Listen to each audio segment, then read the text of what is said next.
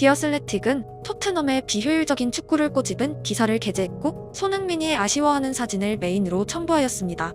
제이 해리스가 분석한 장문의 기사에서 가장 눈에 띄는 대목은 디테일한 사진까지 첨부하며 손흥민이 이기적인 슈팅을 선택했다고 표현한 부분입니다. 오늘 같은 영상은 제 채널에서 자주 다루지 않는 주제이지만 꼭 소개하고 싶었던 이유는 국적을 떠나 언론의 객관성과 독자의 판단이란 메커니즘에 대해서 많은 사람들이 한 번쯤 생각해봤으면 좋겠다는 취지에서입니다. 우선 기사가 처음 소개하는 대목은 토트넘의 슈팅 숫자입니다. 토트넘은 개막 후 3경기에서 48개의 슛을 시도했고 이는 리그 2위입니다.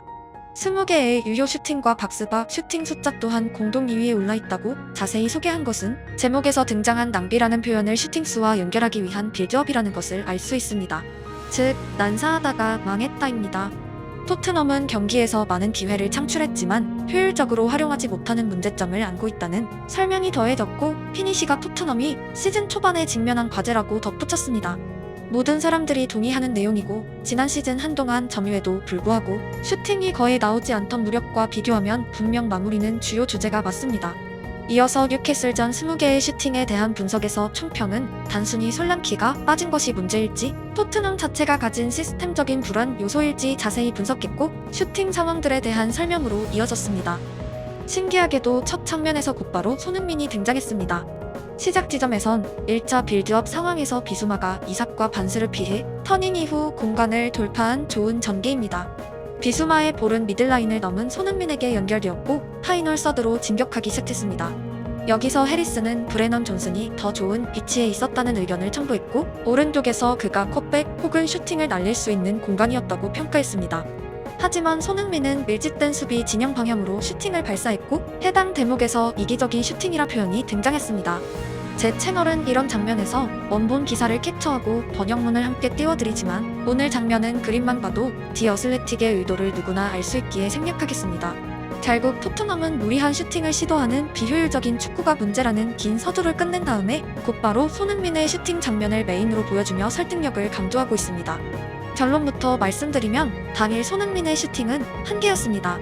20개의 슈팅 중에 손흥민의 지분은 최전방 자원으로 부르기에 미안할 만큼 미미했고 한국에선 오히려 손흥민이 지나치게 이타적이었다는 정반대 의견들이 다수 게재되는 시기였습니다.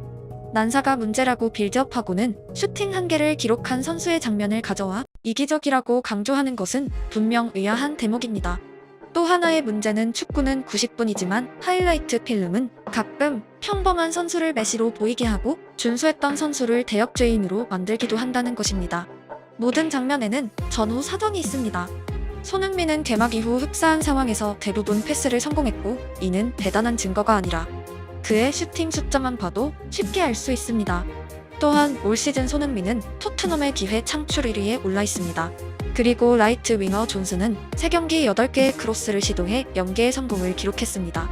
모든 패스가 상대편이나 라인 바깥으로 벗어났다는 의미입니다. 존슨이 손흥민보다 좋은 위치에 있었던 것은 사실이고 만약 그에게 패스가 뿌려졌다면 곧바로 상대 골키퍼는 각도를 없애는 위치에 있었습니다. 최상의 결과는 존슨이 왼쪽에서 침투하는 마크가 붙지 않은 선수들에게 라스트 패스를 뿌리고 득점하는 것입니다. 하지만 앞서 언급했듯 올 시즌 그의 크로스 성공률은 0%입니다. 손흥민이 오른쪽 공간을 찬스로 인식하지 않은 이유를 유추할 수 있습니다. 사람의 기억력이란 단순해서 계속 실패하면 이번에도 안 될 것 같다는 자연스러운 흐름으로 이어지고 8개 중 0개는 상당한 데이터량입니다. 또한 다소 논쟁이 발생할 수 있지만 상대 트래픽이 몰린 상황, 마크가 붙은 상황에서 손흥민은 현역 내내 다수의 골을 생성해왔습니다. 자신의 기억 속에선 해당 장면의 득점 루트가 보였다는 의미입니다. 존슨이 컷백에 성공할 가능성보다 자신이 득점할 확률이 높다는 본능적인 선택이었고 축구란 90분간 수백 수천 번 선택에 책임을 지는 종목이고 손흥민은 볼을 골문으로 보낼 수 있다고 판단했습니다. 절대 안 들어갈 것으로 생각하고 슈팅을 차는 선수는 없기 때문입니다. 축구는 결과론이고 해당 장면에선 결국 손흥민은 득점하지 못했기에 본인 스스로가 실패로 규정하고 머릿속으로 검토하며 미래의 같은 상황에서는 차이를 만들어야 합니다. 하지만 이기적이다는 메시지를 이 한 장면으로 띄우기엔 무리가 있습니다. 잉글랜드 축구팬들은 자기 팀의 경기는 당연히 90분을 시청하지만 타팀의 내용은 기사로만 접하기도 합니다. 한국에서도 스포티비의 등장과 유료화로 인해 90분보다 유튜브나 기사로만 EPL을 접하는 분들의 비율이 높아졌습니다. 디어슬래틱 인터넷 기사는 클릭률이 상당히 높고 런던 외의 지역에서도 마찬가지입니다. 토트넘과 뉴캐슬 경기를 시청하지 않은 사람들은 해당 기사만 보면 토트넘이 패스보다 슈팅을 남발해서 패배했고 이기심이 문제이고 그 중심에는 주장 완장을 달고 있는 손흥민이 있다고 해석할 수 있습니다.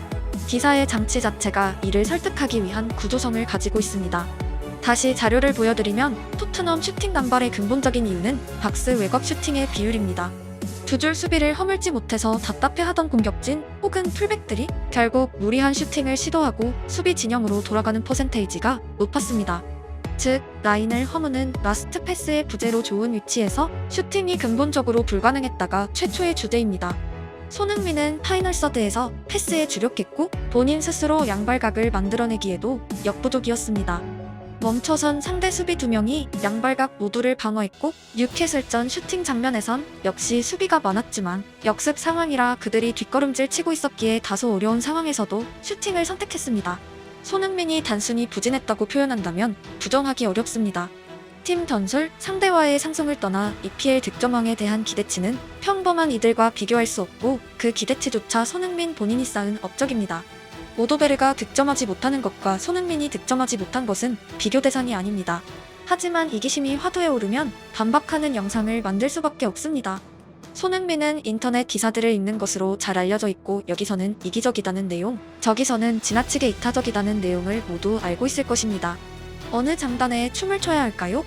완전히 본인의 선택이고 감정을 떠나 이성적으로 팀 승리를 위해 더 높은 확률의 선택을 펼쳐야만 하고 스스로가 잘못했다고 생각한다면 반성과 성장의 기회로 삼게 될 것입니다. 현역 내내 그는 그렇게 뛰어왔고 대부분의 프로 선수들이 비슷한 환경입니다. 다만 기사를 읽는 사람들은 결국 단편만을 보고 전체를 확신해선 안 되고 손흥민뿐 아니라 다른 선수에 대한 이야기에서 기자의 비판적인 사고를 접한다면 무조건적인 확신이 아니라 개개인의 판단력과 사고력이 필요합니다. 89분 잘한 선수가 1분 잘못하고 그 장면만 기사화되어도 대역죄인이 될 수 있는 곳이 축구판입니다. 특히 자극적인 기사는 클릭률이 높기에 다소 평범한 제목의 기사들보다 압도적으로 많은 사람들이 읽게 될 것입니다. 당장 뉴캐슬전 패배 이후 이슈가 되는 모든 영상들은 그냥 토트넘이 못했다는 주제보다 특정 선수가 악마화될수록 거대한 화력이 더해지고 있습니다. 특정 선수가 싫은 것도 본인의 선택입니다. 저도 좋아하지 않는 선수가 분명 있습니다. 다만 누군가가 그 선수를 싫어해라고 설득한 것인지 아니면 객관적인 사고력에 의한 논리적인 감정인지 한 번쯤은 생각해볼 주제입니다.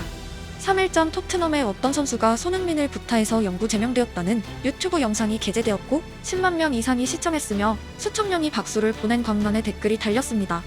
바로 다음 날 그 선수는 경기에 출전했습니다.